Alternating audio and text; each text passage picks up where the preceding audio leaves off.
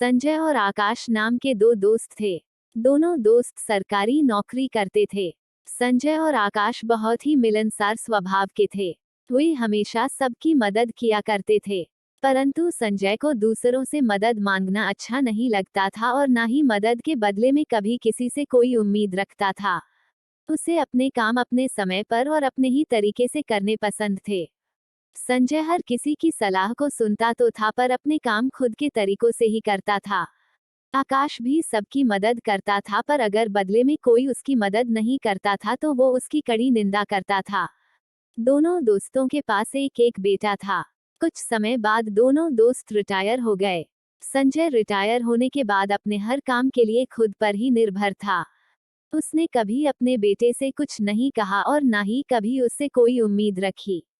आकाश को रिटायरमेंट के बाद अपने बेटे से ही उम्मीद थी और उसने अपने बुढ़ापे के लिए भी कुछ नहीं बचाया था। जब वो दोनों बहुत बूढ़े हो गए तो एक दूसरे से मिले। तब संजय तो पहले की तरह ही था परंतु आकाश के हालात बहुत बुरे थे। उसने बताया कि शुरू के दिनों में तो सब सही चला। मेरा बेटा मेरा बहुत ध्यान रखता था, परंतु जैसे जैसे मेरी निर्भरता उस पे बढ़ती गई उसने मेरे लिए चीजें तो की परंतु मुझे यह एहसास दिलाता था कि मैं उस पर निर्भर हूँ।